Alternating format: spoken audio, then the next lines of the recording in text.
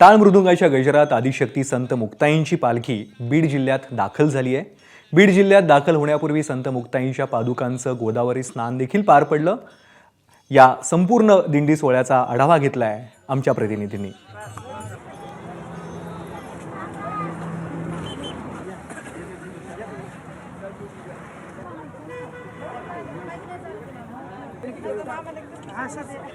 टाळ मृदुंगाचा गजर आणि विठुनामाचा गजर करत या ठिकाणी संत मुक्ताईंची पालखी जी आहे ती बीड जिल्ह्यामध्ये दाखल झालेली आहे।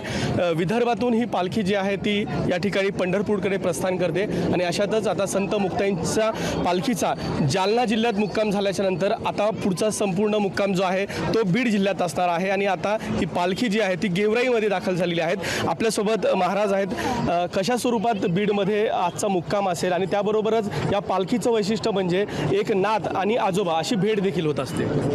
आदिशक्ती मुक्ताबाईंचा हा पालखी सोहळा मुक्ताईवरून जवळ म्हणजे खानदेशातून जळगाव जिल्ह्याचा म्हणजे खानदेशचा विदर्भाचा प्रवास करून ती मराठवाड्यामध्ये दाखल झाली। त्यामधला 6 दिवसाचा जालना जिल्ह्यातील प्रवास, एक ऐतिहासिक रिंगण आणि आदिशक्ती मुक्ताबाईंना गोदावरी स्नान करून आम्ही बीड जिल्ह्यामध्ये म्हणजे गेवराई तालुक्यामध्ये प्रवेश केलेला आहे। आदिशक्ती मुक्ताईंचा हा पालखी सोहळा महाराष्ट्रातील ज्या प्रमुख पालख्या आहेत निवृत्ती, ज्ञानदेव, सोपान, मुक्ताबाई, एकनाथ, नामदेव, तुकाराम, त्यामध्ये